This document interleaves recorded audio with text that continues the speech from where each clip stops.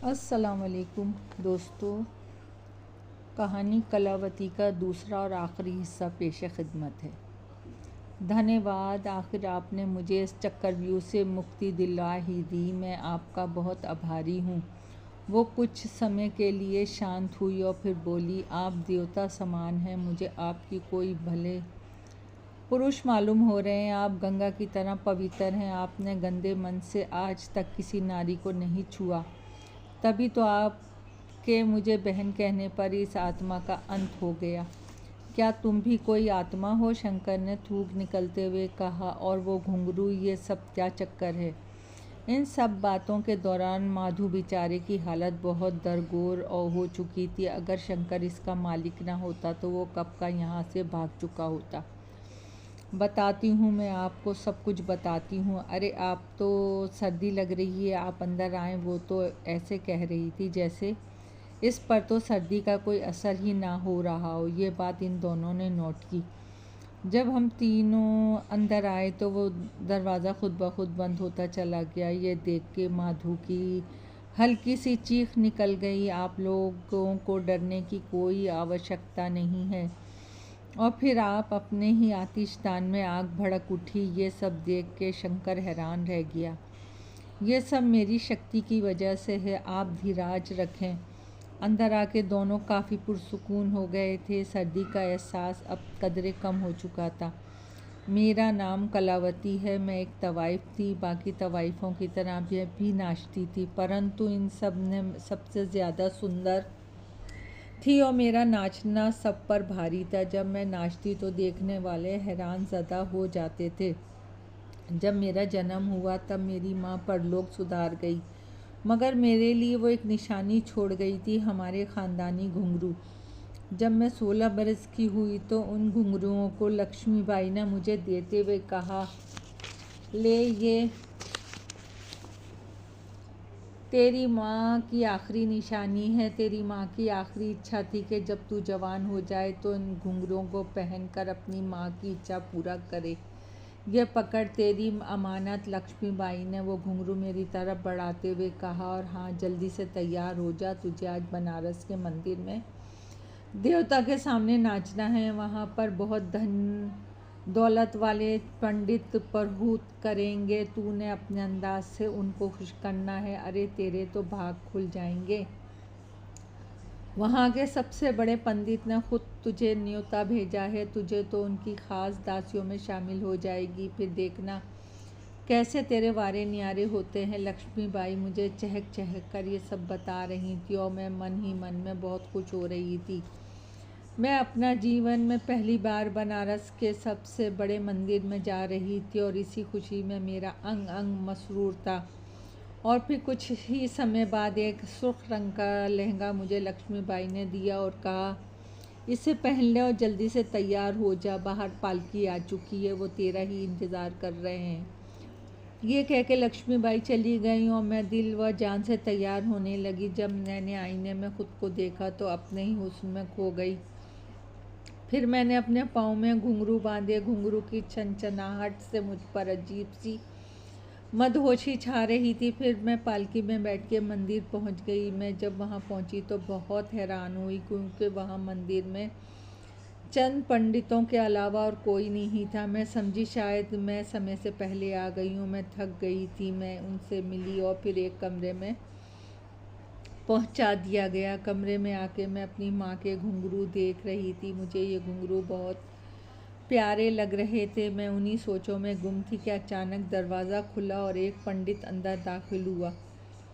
उसके हाथों में कोई मशरूब था, जिसको मैंने मेरी तरफ बढ़ाते हुए कहा, लो इसे पी लो, महाराज पंडित ने तुम्हारे लिए भेजा। और मैंने धन्यवाद कहते हुए मशरूब ले लिया। जैसे ही मैं वो जाने के लिए मुड़ा तो मैंने इससे पूछा, काका क्या मेहमान नहीं आए? मेहमान? कैसे मेहमान? इस बूढ़े ने कदरे हैरत से कहा। आज मंदिर में नगिट का आयोजन नहीं है क्या? मैंने उससे कहा तो वो मज़ीद हैरत से बोला, नहीं बेटी, आज मंदिर में किसी किस्म का आयोजन नहीं है और ना ही मेहमानों ने आना है। बूढ़े ने कहा। मुझे घबराहट होने लगी थी। फिर मैंने उनसे पूछा, क्या आप यहीं रहते हैं? तो उसने कहा, अरे मैं तो दास हूँ, सुबह से आता हूँ और रात गए घर वापस लौटता हूँ। ये सुन के मुझे तशवीश लाहक हुई। तो फिर बूढ़े ने मुझसे पूछा, बेटी तुम कहाँ से आई हो? जी मैं रामपुर के कोठे से आई हूँ और मुझे लक्ष्मीबाई ने भेजा है। ये सुन के वो बूढ़ा अपनी जगह से ऐसा उछला जैसे इसे किसी बिच्छू ने डंक मार दिया हो। क्या बात है बाबा, आप इतने बेकल क्यों हो रहे हैं? ओ तो तुम्हारे साथ छल हुआ है। छल? कैसा छल बाबा? अरे बेटी, वो रामपुर के कोठे वाली लक्ष्मीबाई कभी कभार इस मंदिर के पंडितों को लड़की भेजती है और फिर ये लड़कियों के साथ। ये कहते हुए इस बूढ़े ने शर्म से अपने सर को झुका लिया। ये सुनकर तो मेरे शरीर में खून की रवानी रुक चुकी थी। ऐसा लग रहा था जैसे अभी तमाम आत्मा मेरा शरीर त्याग देगी। फिर एक ख्याल मेरे दिमाग में बिजली की तरह कूदा, क्यों ना इस बूढ़े से कुछ मदद ली जाए। और फिर मैं इस बूढ़े से बोली, बाबा आप तो हैं, बाबा अब तो आप ही मेरी, जो मुझे इन राक्षसों के चुंगल से छुड़ा सकते हैं। ये सुनने के बाद बूढ़ा कुछ देर खामोश रहा, फिर बोला, मैं तुम्हें इस कमरे से बाहर निकाल सकता हूँ, बाकी आगे तुम खुद अपनी सहायता करना, क्योंकि अगर मैं उनकी नज़रों में आ गया तो मुझे जला के भस्म कर देंगे। वो बहुत शक्तिशाली हैं। फिर इस बूढ़े ने कमरे से निकलने में मेरी मदद की, मगर इस दिन मेरी किस्मत फूट चुकी थी। किस्मत की देवी ने मुझसे मुंह फेर लिया था। मेरे घुंघरुओं की छन छन से उन्हें मेरे भागने की खबर हो गई थी। मैंने फुर्ती से अपने घुंघरू उतारे और अपने सीने से लगा लिए और बड़े दरवाजे मेरे सामने ही था। मैं बस भागने ही वाली थी कि इन लोगों ने मुझे घेर लिया। उनकी आंखों से शैतानियाँ टपक रही थी। मेरे ऐन पीछे देवी माँ का मुजस्समा खड़ा था। वो गिनती में 3 थे। अब वो मेरी तरफ बढ़ रहे थे। देखो मुझे जाने दो, मैंने आप लोगों का क्या बिगाड़ा है? मुझे क्षमा कर दो, जाने दो मुझे। मैं अपनी बेबसी पर रो रही थी, लेकिन वो मेरी कोई भी विनती नहीं सुन रहे थे। मैं पीछे पीछे हट रही थी और वो मेरे तरफ बढ़ रहे थे।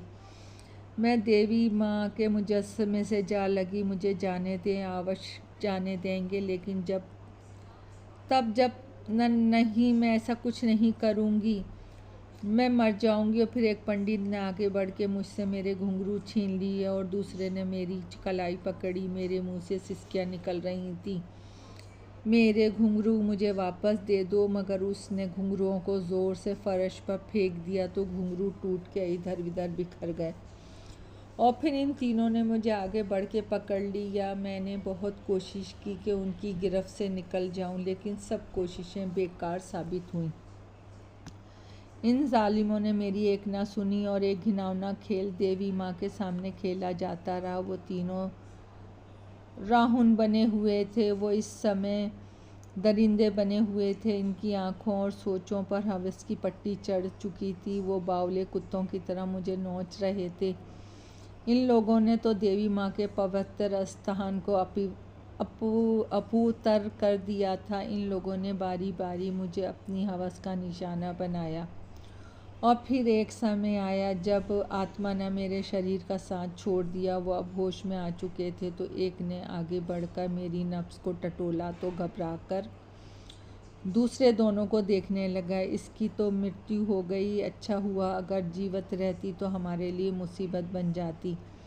उनमें से एक ने कहा, अब इसका क्या करें? करना क्या है? मंदिर के पीछे गड्ढा खोद कर दबा देते हैं, किसी को कानों कान खबर भी नहीं होगी।